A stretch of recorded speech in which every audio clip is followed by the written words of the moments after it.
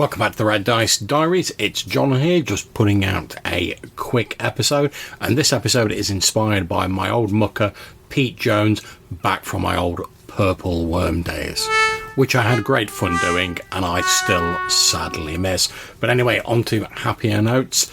Pete recently did an episode on his podcast, Dragons Are Real, which, if you've not checked it out, go and check it out. It's excellent. And he's talking about the Zinequest 3 that's currently running on Kickstarter. So I just thought I'd do an episode talking about some of the Zinequest 3 Kickstarters that I've backed.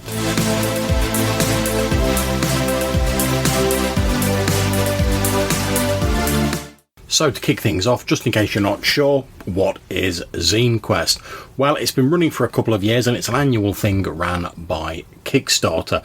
And to quote the description, their annual Zinequest prompt bestows creators with a valiant mission. Bring your RPG to life with maps, adventures, monsters, comics, articles and interviews. To participate, launch a 2-week project for a single colour, unbound, folded, stapled or saddle stitched RPG zine on A5 or smaller paper.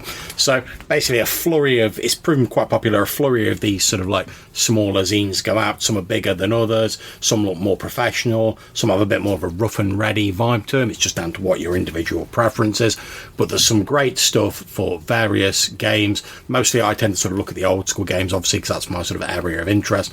But there's loads of creative stuff being put out there by some great folk. And from the previous Zinequest Kickstarters I've backed, there's only a couple that I've not received yet, one of which has seemingly dropped off the face of the earth, but that's sometimes how it goes with Kickstarter, and the other I'm still receiving regular updates on and has just been delayed a bit. So, and the ones I have received have been pretty much excellent, all of them. So let's get on and talk about some of the ones that I've backed this year thus far. So the first one I've backed is called Magic and Shit by Levi Coombs, who did the excellent Phylactery and Phylactery 2 zines previously. I don't have Phylactery 2 yet. I'm waiting for that to come out on drive-thru because I missed it on Kickstarter, unfortunately. But I've got the first issue, and that is excellent.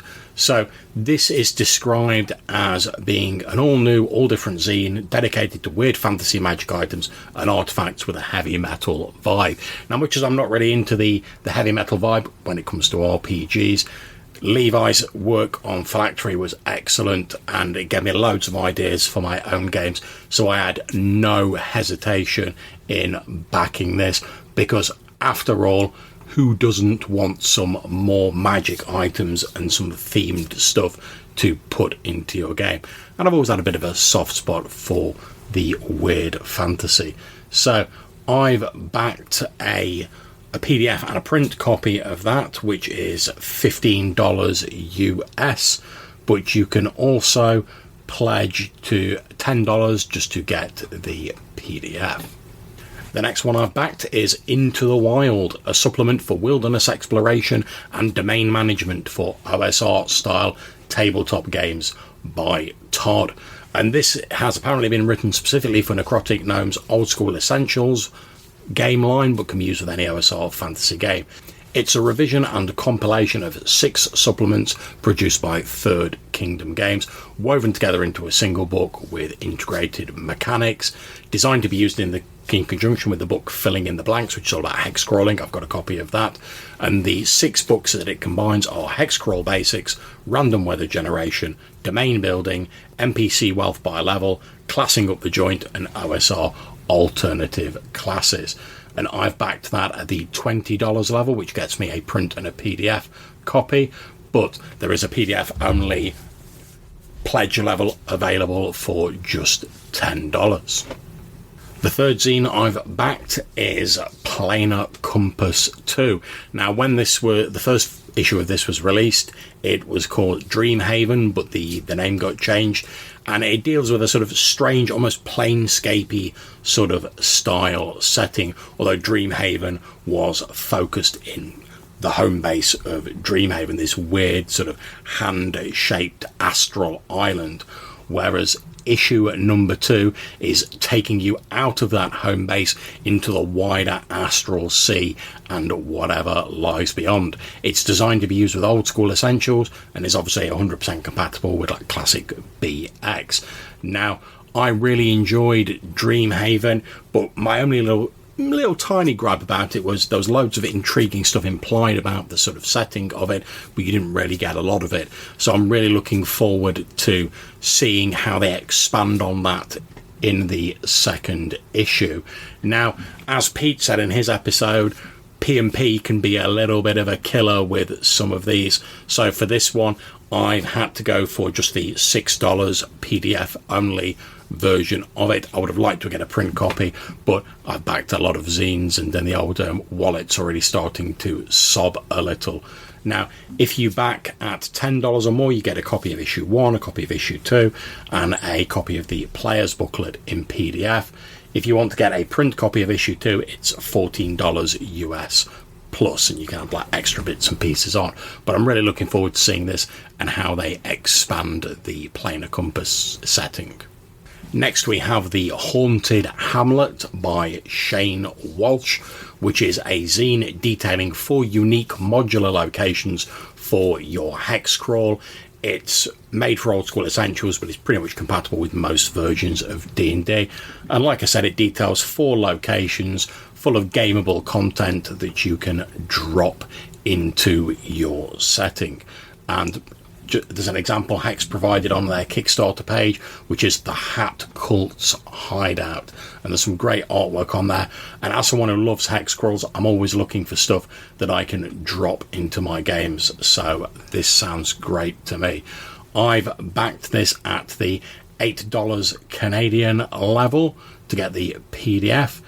If you want to get a printed copy, it's $16 Canadian plus, or you can pay $13 Canadian to get a copy of Willow, which I already have a copy of, one of their previous books, Haunted Hamlet, and PDFs of all the stretch goals. Now, I'm a bit of a sucker for anything with a horror flavour, especially if it's connected with my favourite system, Old School Essentials, so I can't wait to see what this is going to bring and what I can nick out of it to go into my own game.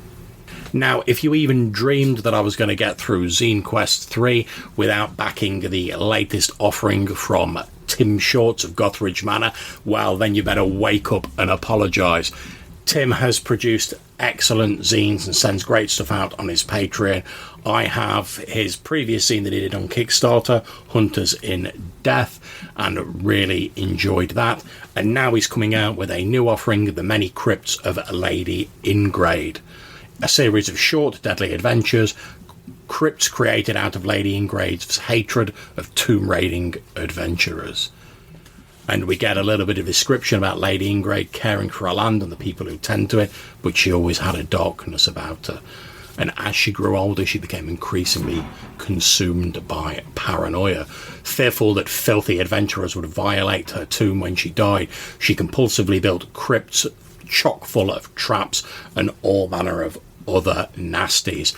Now, I loved Tim's previous zine, Hunters in Death, so I've backed this at the $10 US to get a print and a PDF copy. If you just wanted the PDF copy, that's $5. And inside this zine is a series of standalone adventures focused on the crypt. Some are linked, some are standalone. So I'm really looking forward to seeing how this develops. He's got a great team working on it. He's got Jason Schultes, who did Operation Unfathomable, who has created the art for it. He's got Rob Conley, who is a fellow podcaster who has drawn all the maps for it and does some amazing stuff for the Judges Guild. He also recently successfully funded a Kickstarter for the Majestic Fantasy RPG that coincidentally I've just picked up a PDF version of from DriveThru. We've got Joe the Lawyer, another podcaster who is editing, and also, last but by no means least, we have Ivy, Tim's better half, who is bringing the food, keeping Tim in line, and making sure everything goes smoothly. As I said, I can't wait to see this. Really looking forward to a good old-fashioned mini dungeon crawl. Next up, there is The Vast in the Dark by Charles Ferguson Avery. It's an exploration setting for the world's most popular role-playing game, D&D, and takes place in a crumbling alien wasteland filled with brutalish mega-structure ruins. It includes tools for generating massive areas to explore, as well as unique player options and gameplay changes to keep the focus on player choice. And that sounds intriguing to me.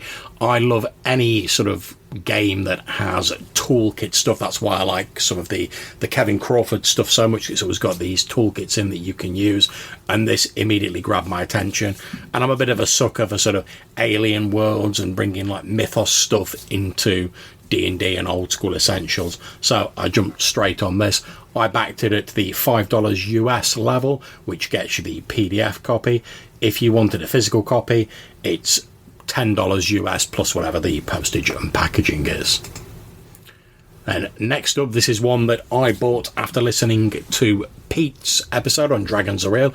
This is the Bestitchery by Mikkel Gotkowski, and this is a zine designed to work with Mork Borg. Now, I'm not the world's biggest fan of Mork Borg, to be perfectly honest. Fair play if people out there like it, great guns to you, play it and enjoy it. I've got a PDF copy of it, but it's not really my vibe. However, a bestiary where you can take multiple creatures and stitch them together to make strange abominations and chimera, that is most definitely firmly up my alley. So again, I have backed this at the €6 level, which gets you the PDF in colour, a black and white version if you want to print it, and a PDF blank creature part template. And I believe that's the only pledge level that's currently available for this zine. I know a lot of people who've been putting zines out there just don't want the hassle with the postage and packaging and sending things abroad and stuff like that. So I can't really blame people for just putting stuff out as PDF.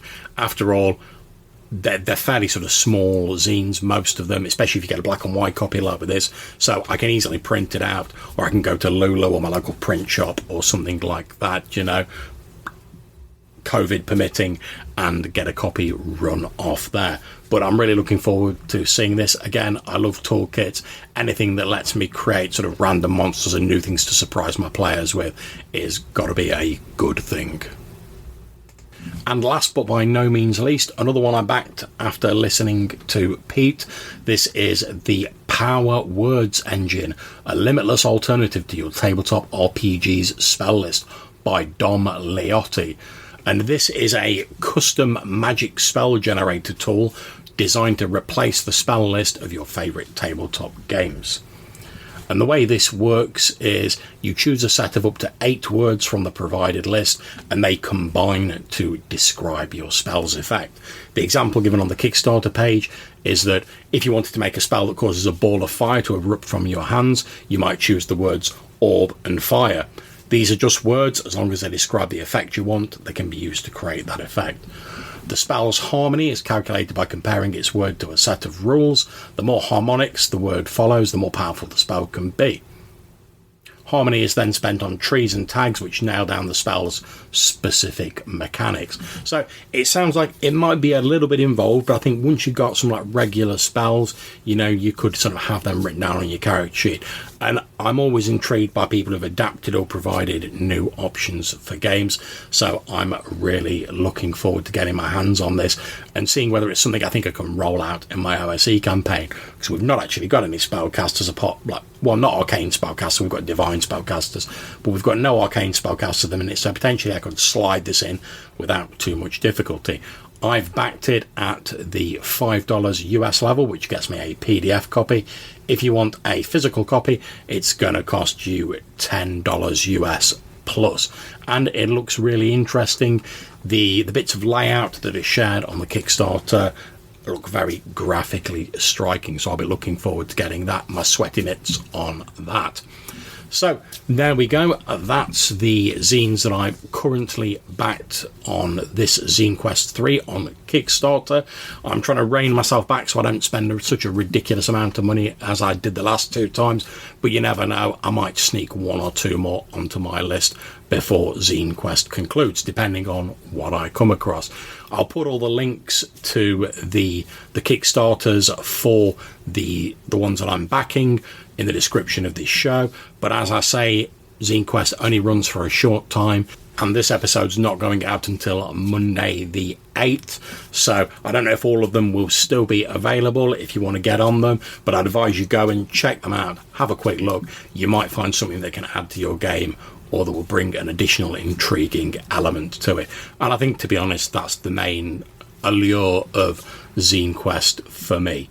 So I hope you've enjoyed this episode. If you've got any comments, suggestions, zines you want to recommend, things you want to say about Zinequest, or anything else related to the podcast, you can get in touch with us by leaving us a voicemail on SpeakPipe, or by dropping us an email at rddrpg@gmail.com. Now, a few people have contacted me and said that they're having problems using the SpeakPipe website on their phone. If you are having trouble with that and you're not using the website, then you can always send a voicemail to my old Anchor account. If you just go on to your search engine of preference and type in Anchor plus Red Dice Diaries, it should come up and you can leave a voicemail there. My old Anchor account isn't used for this podcast, obviously we switched over to Buzzsprout, but I still use it for putting up some audio versions of my OSE actual plays, and I still do receive messages from there, so you can still send them there and we'll still get them and we'll still be able to include them in the show. So until we see you again, take care, stay safe and keep gaming.